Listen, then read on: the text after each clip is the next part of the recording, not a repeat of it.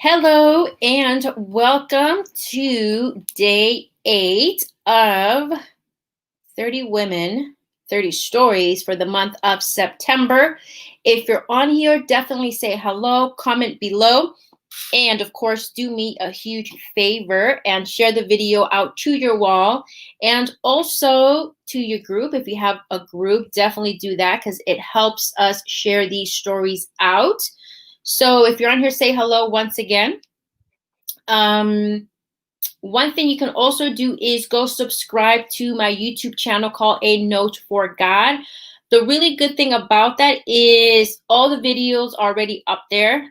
So definitely go here or watch the 7 other testimonies that we had. And I like that because you can just put on the YouTube on your TV and kind of, lay there, have a snack or something and watch. But they're definitely amazing. So definitely do that. Also share the links from YouTube out to other women because these women have amazing testimonies and here we go, and amazing or great advice. All right, so definitely do that. Subscribe to A Note for God and comment and share the video right now out to your wall or to your group. 2 ways definitely to help me out. I am still looking for women for the month of September to share their stories. So if you are ready and willing, definitely comment below or send me a DM and I will look in my calendar and we will get a date and time set. Tomorrow is Friday. Yes, happy Friday. We will be coming on at 5 p.m. Pacific time. All right, so definitely write that down so you are aware of tomorrow, 5 p.m. Pacific time. Or you may say, Grace, I'm not ready. I'm a little shy. That's okay. You can simply help by sharing the video out to your wall, like I said, or YouTube, definitely. If one of the videos resonates with you, share that out. Or if one of the ladies really resonates with you because you kind of share the same testimony or you love her advice, definitely connect with them. If you look in the descriptions, there's different ways to connect with them. A couple of them have websites. Some have Facebook groups. So definitely connect with them because the common thread with all these ladies is definitely seek godly women and have godly women near you. That's very important. Okay. So we're gonna go here. Let me go up here. Let's do this one. Okay, so definitely if you're on here, say hello and share below because I love to put your comments on the video. So we're just waiting for our guest to arrive. Let me see here. Okay, perfect. And she'll be on here shortly. But what I've loved so far is that everyone has a different testimony. Everyone has a different story. Everyone had a different story of how they really got saved. And I think we really need to emphasize we're not all going to have the same story. We're not all going to be saved the same way. And for us to even think that, it's not going to happen, right? So if you go back and listen even to Ty's testimony, you'll see God, really what God did, especially when God said, I'm going to give you a new car. What did she say with her cash car? What happened to Juanita once she moved to Texas and what she was really trying to get away from and how she also got saved. Ilea, I always butcher her name, hear her testimony as well, right? Her testimony was also amazing. And then you also have LaKaylee, what really happened to her when one of her friends passed away, right? Well, what happened to her and why she got a little bit angry towards God, which can happen, right? So definitely listen to her testimony. Then we have Gabby, which was amazing. Really how she was brought up or raised in the Catholic religion and how really she became like really the center of her family to console her sister and also her mom. So definitely hear that out. She kind of really gave us that emphasis of being around godly women and raising your children in in a Christian household. And so definitely listen to her testimony. And you had Ileana, who again, her testimony was amazing as well. How she was kind of raised in a certain church, and she kind of got away from them because it was, like she said, hypocrisy, right? The Bible says one thing, but you're doing another, and how that pushed her really away, and how she kind of said, I don't want to do this anymore, right? I don't want to do this. And then how she started practicing the occult, and how that really transcended to what happened to her afterwards, and now that she is saved. So definitely go back and watch. Let me see here. Definitely go back and watch those videos because, like I said, they're amazing. I really wanted women to share their testimony. This is a time more than ever to share our testimony, to really see that we all go through different things, right? We all go through different things. And one of the things is, like, I think Juanita was saying, or Ilea was saying, we kind of look at women and we're like, oh, they're doing this, they're doing that. We start to compare ourselves, right? And surely she hasn't been through anything, or surely what does she know?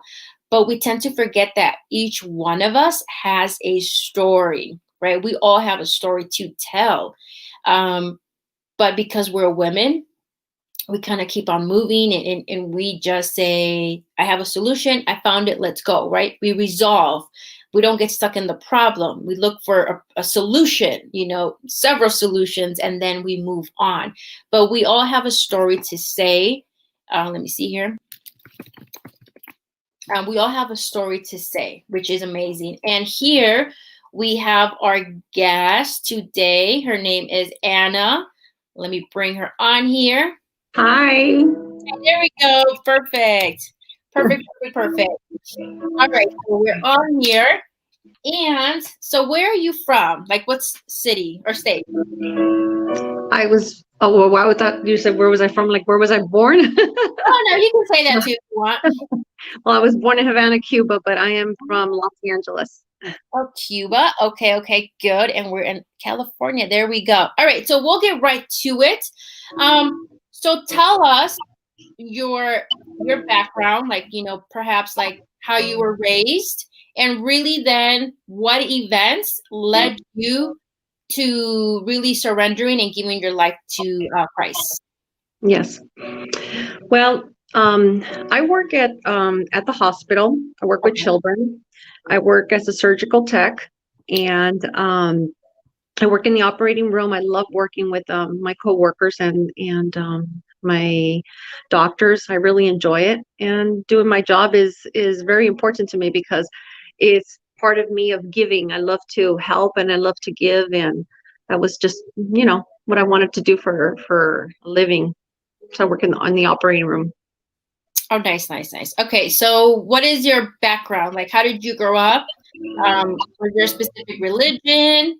How growing up as a child? Well, growing up as a child was very interesting because when we arrived here from Havana, Cuba, we ended up in New York, and then from there we ended up coming over here to Los Angeles. Growing up was very difficult because not being able to have anything, my parents just arriving here with no one and not knowing anyone, just his mom and my grandma and dad. They it was really hard for them, struggling and putting us in school and being able. So we went to school for Catholic school. We grew up Catholic. Okay.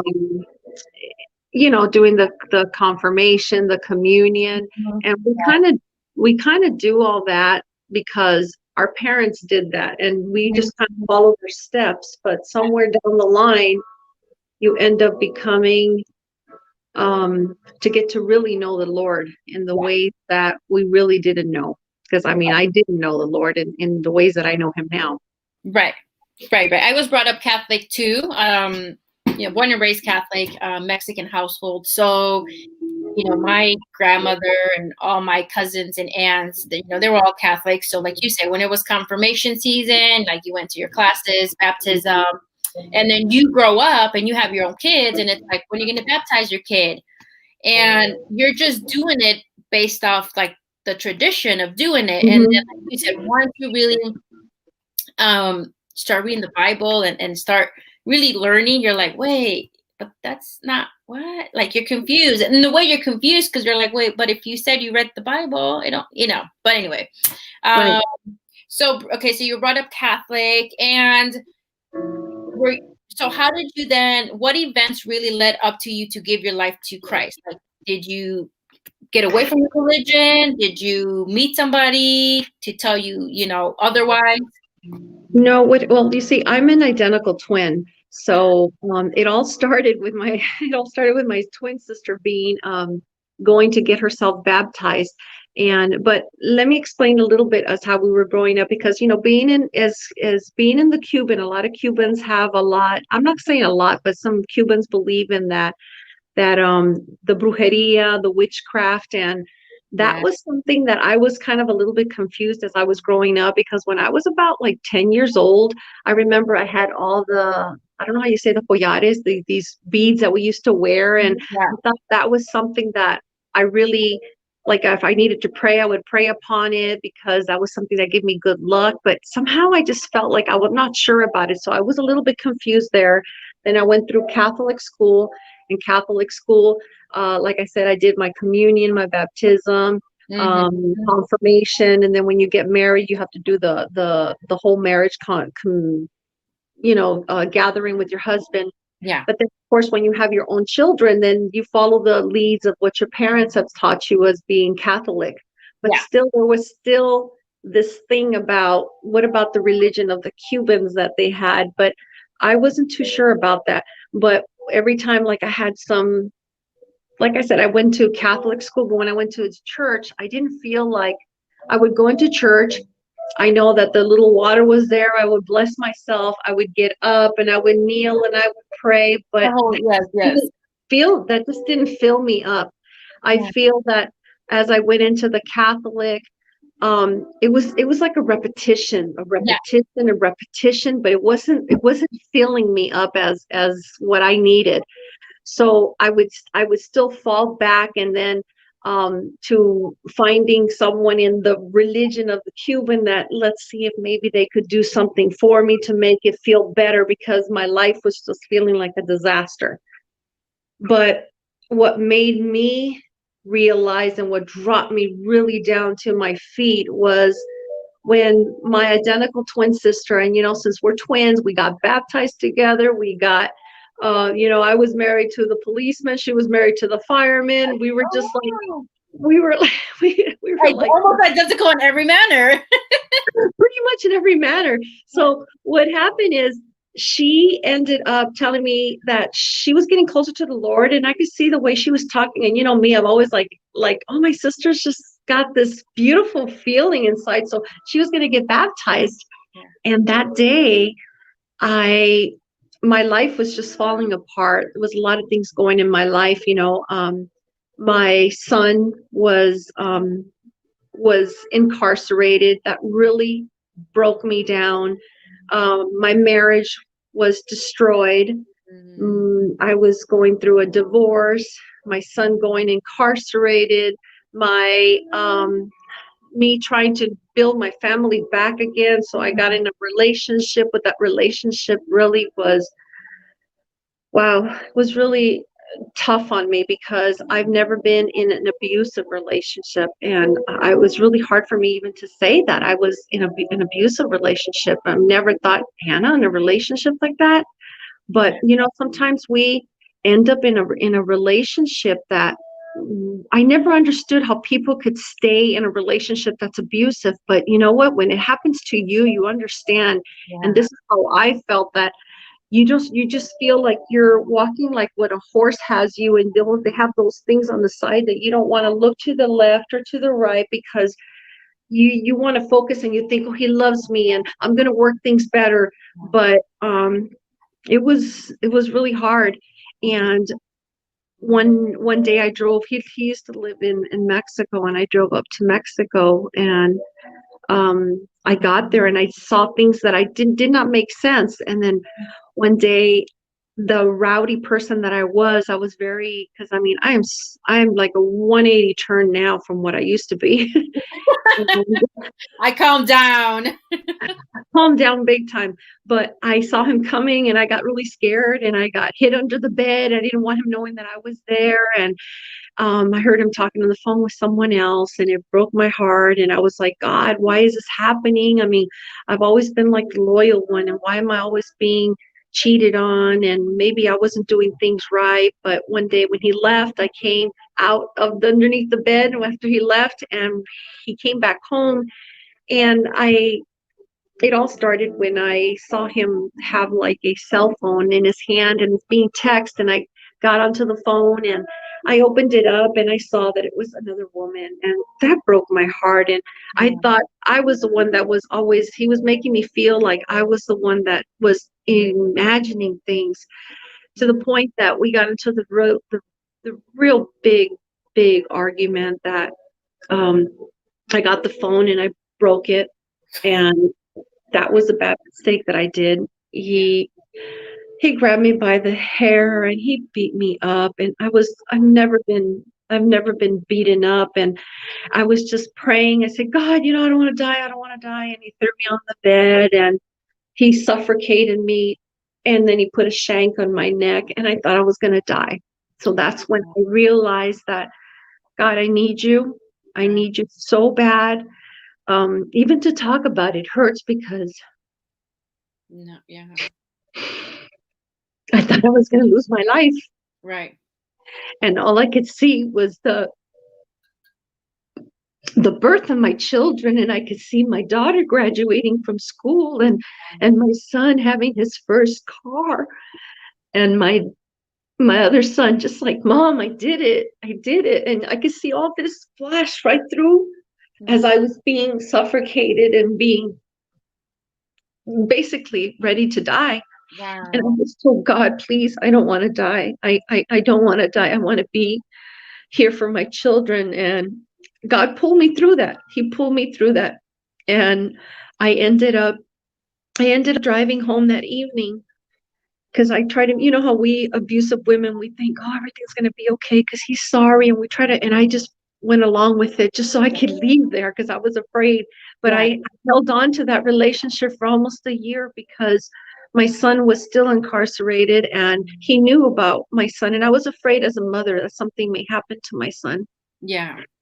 So when my sister was getting baptized, I said, wow, she's getting baptized. I got to follow her steps. Right. So I remember going into the little church right when she had gotten all dressed up in white.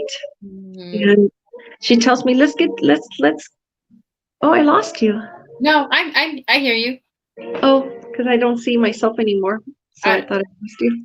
No. I'm still here. I heard you. So I got all dressed up in white, and as I'm walking down the aisle of the church, I just got on my knees and I prayed to God, Lord, if this is for me today to get baptized, if you could bring my son home to me, and if you could just change my life, I'm going to be all yours. Yeah. And that day I wore that beautiful white garment that they gave me. And when my sister got baptized, I just followed her step, but it wasn't for me to get baptized that day. It was just like, I did it because I followed my twin sister's footsteps. Yeah. And I just remember going under the water, and everything I felt like scales of weight just fell off me, scales of dirt, scales of sins, scales of anger, scales of so much tears, and everything just started like falling off. And I just felt so much lighter. And till this day, I thank the Lord because he's been with me so faithful in so many ways to the point that I don't know that if you know that I got sick. I got a flu vaccine in November, and in December I was hospitalized. I was actually paralyzed. I got paralyzed for 3 weeks. Wow. And the Lord pulled through me. I thought, wow, Lord, you have not only been there once, twice, you've been there, and even now. And I said, God, I'm here. I'm all yours. Yeah. And I was in the hospital, and I thought I was never going to walk again. But because of that flu vaccine, Yeah. ended up, damaging all my neurological system, that I ended up starting to walk again as like a 2-year-old, and Wow. ended up learning how to write again. Sometimes I shake when my hand, that's why I'm off of work right now. But again, God was faithful to me, and he was there with me in the moments that I was laying in that hospital bed. I was there in the hospital for 2 months, and I kept saying, God, why me again? It's like, and he kept telling me, trust in me, I am here. Yeah. Didn't I pull you once out? Didn't I pull you twice? I'm here for you again. And he has been there for me. Right. That so when you got baptized, were you still in that relationship? I was in that relationship because he had just gotten out of prison, and I felt that I could not break that relationship, because if I did, I was afraid that he was going to hurt my son. So I kept on the relationship until, even though he was with that other person, I was in that relationship, but I basically told him my dad was really ill, and that was my excuse to be more not going up to visit him. And Okay. my dad did get ill, he passed away. And after my dad passed away, which was on April the 2nd of 2013, it was in August of the 24th of 2013 that I got baptized. Okay, so shortly thereafter, he was Yeah, out. He was out. That yeah. that And it was so hard for me to be there with him, because I felt like the people of your brothers and sisters were telling me that you can't be with a man and live with a man if you can't be involved with a man. You could be involved with a man, but sexually active. You can't be involved with a man once you have given yourself to the Lord. You either have to be married. And I wanted to do things the right way, but yeah. I I I felt like I was doing things the right way, but then I would fall back in sin, being with him. But I was with him because I was trying to wait for my son to come home, which he did in 2014. Okay, well that's yeah. I can see why like any other woman, like your children always come first. And sometimes we feel like we really have to sacrifice for them. Oh, she came out. Hopefully she'll come back in. Hopefully she'll come back in. Let's see.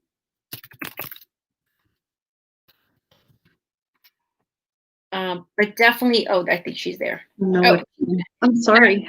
That's okay. No worries. But yeah, I was just saying, like, as a mom, we kind of put ourselves back and always want the best for our children. So, and like you said, when you're not in an abusive relationship, you're like, why do you stay in the abusive relationship? Like in your mind, you're like, why?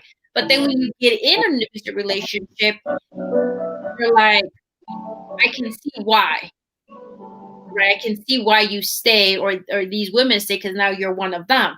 But I've always said to myself, why do women stay in a relationship? Why don't they just get out and just go and do something about their life? And I could have done that, but I was more concerned about my son. I was more concerned, and I knew I was going to, being married with a police officer, knowing things the right way, how you could do things. I just felt like once my son Brian comes home, that's it. I have no more attachment to him. I don't really care. And that's what, once my son was home, I was able to get free. And that's why I felt free. Oh, that's and he got out 2014. You said so, 6 years out. So Yes. we're happy for him, and that abusive relationship has ended. Obviously, It has, and you know what? As a woman, believe it or not, we need to learn to forgive because I ended up calling him. And last year he ended up having a really bad accident. He got burned by a tree up in Mexico. And even though all the harm he did to me, I felt like he was lost. Yeah. And I helped him as much as he could by finding the Lord. And he's a good person. He was just lost by the drugs. He got lost by the drugs. And we are able to talk and communicate to a point that I felt free, that I'm able to forgive him. I'm able to forgive him for the things that he did to me, and he recognizes, and that makes me even feel better as a person, that you need to learn to forgive, even though, because I mean, we ourselves do things, and who are we not to forgive someone else too? Right. And I like that you said that whatever they did to us, we should be willing to forgive, right? And for me, it was really forgive and forget that happens, right? Right. As I said in one of the previous videos, when you ask Holy Spirit for revelation as to why people act a certain way, you kind of sit back, and not that it justifies, not that it makes them an excuse, but you're willing to understand, right? Like you said, he was in he did drugs and other things were revealed. Like to me, it was the same thing with two different people. It's like I could flash out, but I kind of asked God for revelation, and this is what happened, with this person, and this is what happened with another person. But when you're willing to forgive somebody, I think you might be able to relate. You no longer you no longer hold to what they did to you, right? Right. Right. Right. Yeah. You're Before, to me, it would bring me tears, and I remember clearly one day sitting there, and I was like, of all the things that had happened, it was so true. When God says you will forget, I literally forgot that I really had to sit there and be like, okay, wait, what really did happen? Because it kind of frees you and you forget, and then you move on, which, it's for them, but it's also for you, It's true. It's true, because sometimes we, you know, like I explained to you, even though I bring up what happened to me and I remember at that moment, it brings tears to my eyes. But you know what? I don't have that heaviness of knowing that when I'm walking or remembering that old time, remembering, when you have good memories, you could always remember those good memories. But the bad memories is like when you take it to the Lord and you ask him, Lord, I don't want to remember this. It's really true. He does take it away. He throws it to the bottom of the ocean, the deepest that he can, and you do feel that it's gone when you just give it to the Lord. Like even when you ask him for something so simple, like when I gave myself to the Lord and I said, Lord, if you bring my son home to me, I just want to dedicate myself to you.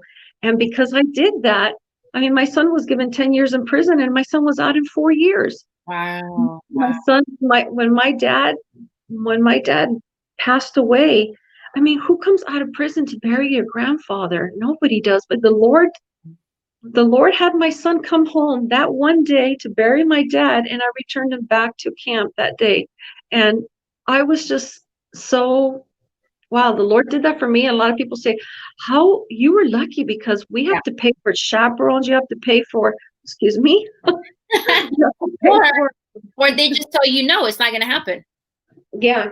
It's not going to happen. But my son was going to be a fireman in his real life. And he's a good kid.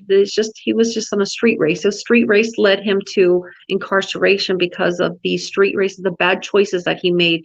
Yeah. But now he's he's a part-time firefighter on the side whenever he needs to for the Cal Fires, and he also works in a really good job. But I thank the Lord for all that. And as a matter of fact, it's so funny. The other day I was sitting here and I was telling him, what, son, sometimes we get so caught up with things in life when you want to remember the best testimonies that we have in life. And you go back and you say, God, what did God do for me? So what it is, I got my little jar, and I put all my testimonies of victories that the Lord has given me. And I said, sometimes we're just sitting here, people are like, oh, it isn't. They just read it. They just read all my little testimonies, what the Lord has done for me. Like He saved him out. He's given me my daughter, in her college, just little things that That's a good we, idea. I like it. I like yeah, that. I might incorporate that because that's a really good idea. Like you said, like you kind of, not that you forget because you're not grateful, but you just kind of move on, and you're like, one day you just, I'm like, wait, what exactly? And now it's so funny that, it's true. yeah, it's so funny that you say that. Like, I'm very, I took a job last year, and it was a little bit less than what I was as with the school district. And the way I was okay with it because I got to pick up my daughter from school. They were more flexible, not as early, not as late, which was great. But they were like, oh, but this is how much less. And God was like, take it, take it. And I was like, well, God, which was fine. But I go to say that in February, I refinanced my house and so by making $3,000 less a year, that equate almost to like $600 less per month. Right. Right. And I refinanced, and God was like, everything has to be paid off. And now, of course, I was like, well, no, because like, whatever reason, He's like, I will not approve this loan unless you agree to everything. And once I agreed to everything, the $600 that I made less pretty much covered, were erased because that was my truck payment. And He's like, unless you agree that everything. So that was one of the things I was just thinking, like, wow, He was watching out, knowing that it was going to be a little bit of a struggle. In February, He's like, you take it or you don't take it. Yeah. But if you don't take it, I'm not approving it. Yeah, and sometimes we just don't. It's not that we, like you said, it's not that we forget. It's just that sometimes you want to tell somebody a lot of beautiful testimony that He's done for you, and you want to I want to praise Him. I said, I remember this day that He did this for me, but I said, God, He was here on this time. He was here on this day. He was here on this day. But then if I don't write them down, I can't remember. So I just want my children that, as they grow older and I grow older, for them to go back to look at the little testimonies that He did in my life as they were growing up. And I was praying for the Lord. I said, my son, it's hard for the boys, but I've been praying, God, my children shall serve also you. I said, God, you will. And my daughter has just been really blessed, and she's been going to my sister's house every day. She goes over there, and she's just slowly getting herself into the Word of God too. Yeah. And it's good that you can expose them too. And then you have your sister to kind of like, sometimes they listen to other people. I have kids too. They're like, no. Yeah, they do. So it's like I follow my sister's step, and she's the one that got involved. But it's so beautiful to know so many things that we don't realize. And when I remember being baptized, and your brothers and sisters and the pastors will tell you, okay, now I come home and I would feel like, what am I going to do with this rock, the rock that belonged to this witchcraft thing? What am I going to do with this? I was like, what am I going to do with these beads that they were given to me? I was given to me when I was little. I mean, so I just like, what? My sister said, we got to throw it all away. And I was so scared because I thought maybe these witchcraft people were all going to jump on me. But you know what? My Yeah, I completely relate. Yes. I was so scared. I didn't know what to do. I said, I'm going to get all these witchcraft people. They're going to break. They're going to voodoo me at night or something. But you know what? I did it with faith with the Lord. I said, God, you pull me through this. And there's only one God that you can, listen to. And I was just a little bit confused in a lot of things because I was like, okay, I'm going to get it. So I told my son, I need you to help me with this. I'm scared. He goes, what are you scared about? And then my spiritual mom was telling me, you shouldn't be scared.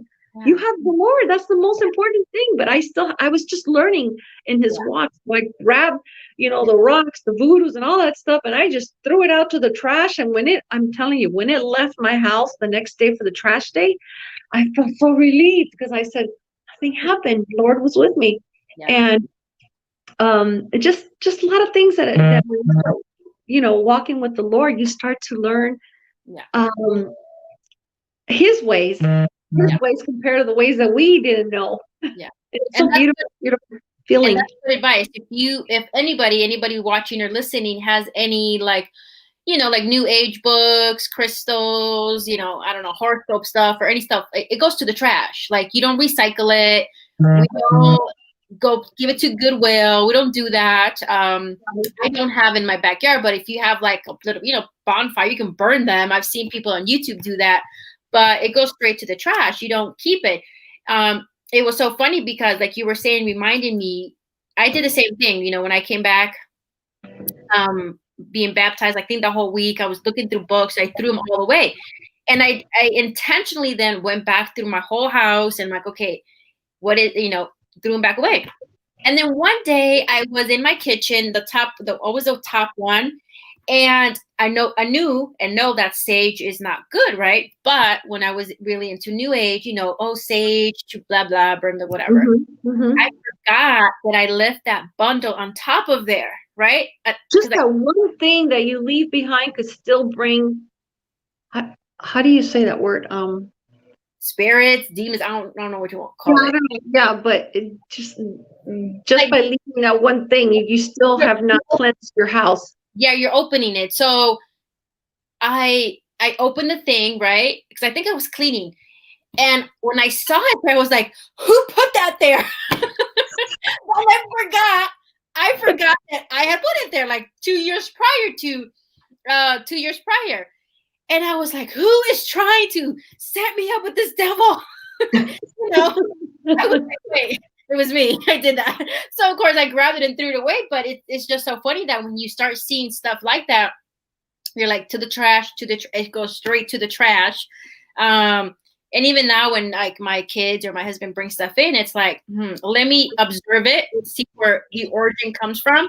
And if I don't like it, it goes to the trash. Like there is no up for discussion in that. So you have to be careful what you bring in and what people give you, because sometimes even when people give you certain things, it's not for good intentions. Right. And there's a girlfriend of mine that I said, you know what, God eventually, when you give your heart to the Lord, he eventually, the Spirit will speak with you. And she had this little red thing on her with little things on it. And she says, it's para mal de ojo, for bad eyes. Yeah. And I told her, I go, you know what, I love you because you're my friend. And I'm just going to tell you, you could stop me, but I'm just letting you know that, you don't need to have this bracelet on for the Lord to protect you. Yeah. Just like a situation that happened that I brought up with the candle situation that caused me a friendship on another friend. But I feel like when you pray to God, just you and the Lord. That's it. Just you and the Lord. And it's okay to have a candle in your house for the aroma and the smell, and it's okay. But the moment that you grab a candle and you put it in front of a picture of maybe a deceased, or maybe a person who's ill, and you say, God, I'm going to put this candle, I'm going to light it up. See, those are the ways that we were taught in the Catholic, you go in.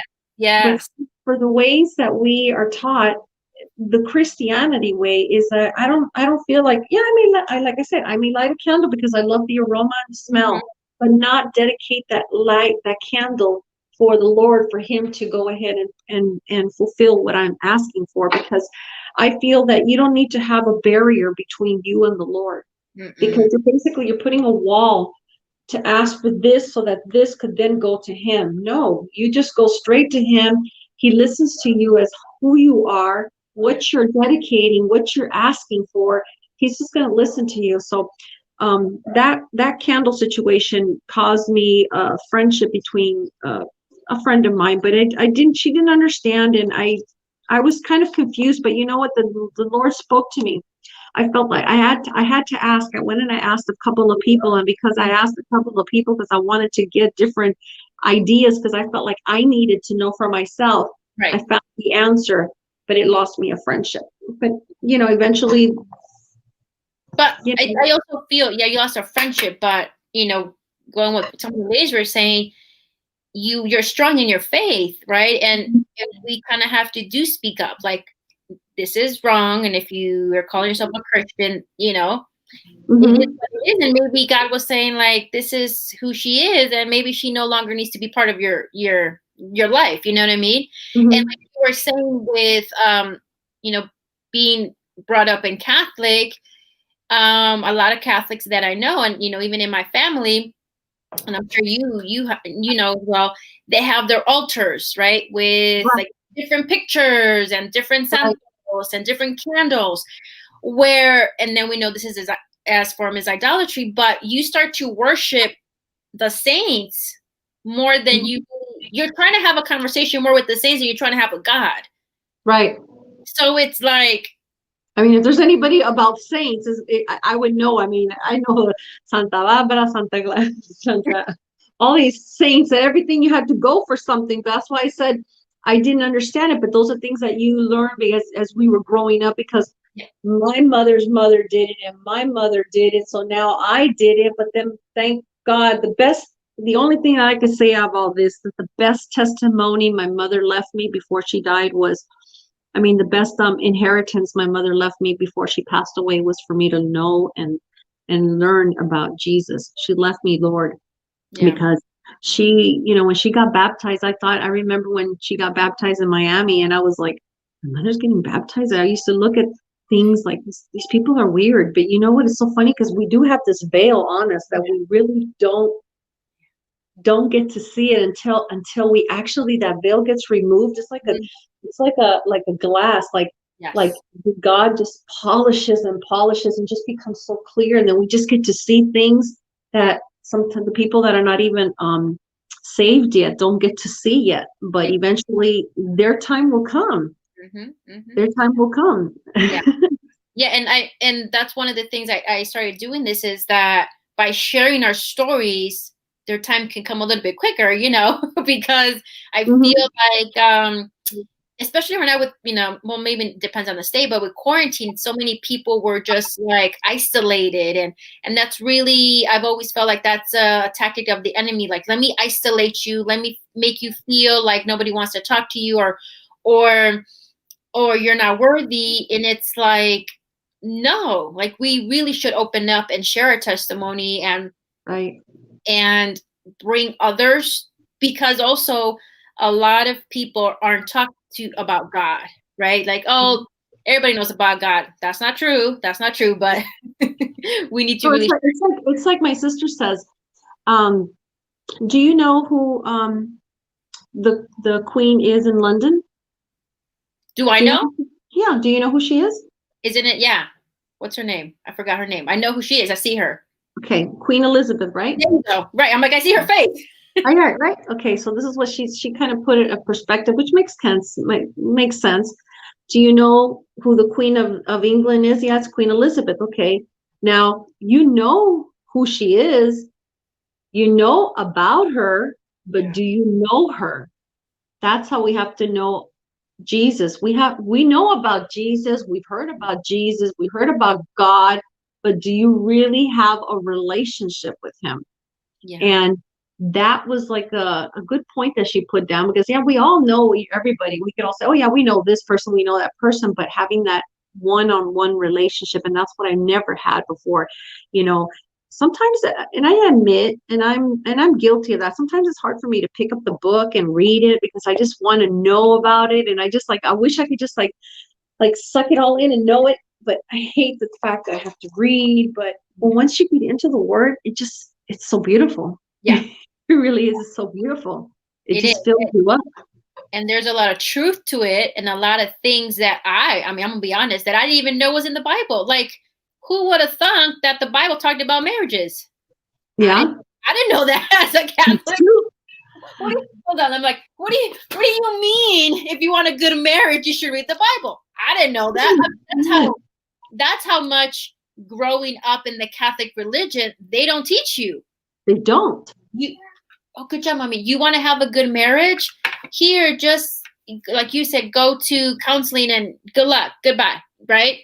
Like nobody's. Hi, bye. Hi. What's your name? Okay, we can talk about it later, please. I always say disclaimer. I have a 4-year-old and a 2-year-old. daughter. Okay. 4 and 6-year-old. Okay, like 5 minutes. Thank you. High five. Like, who would have known that was in here? Who would have known how to raise children, right? Mm-hmm. And who would have known that there is consequences when you don't follow what God has told you over and over and over, right? Right. It's just so funny. Like, I'm like, It has everything. It has about animals. It has about life. It has about destruction. It has about deceiving. It has about evil.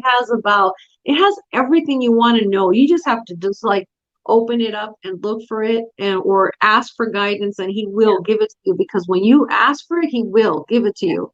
Yeah. Just read it. Because a lot of people, like I said, like, I didn't. I'm trying to push it here. Okay, no. A lot of people, like myself, up until like 3 years ago, really didn't read the Bible. And a lot of people, I still feel like, don't read the Bible. But it's all there. It's all there. All right. So let me ask you these 3 questions, because, you know, kids are always. Mommy. Bye-bye. Okay, bye-bye. Okay, we're going to go in 5 minutes. We'll go to the park and go get some ice cream. She does have a daughter. Okay. Anyway.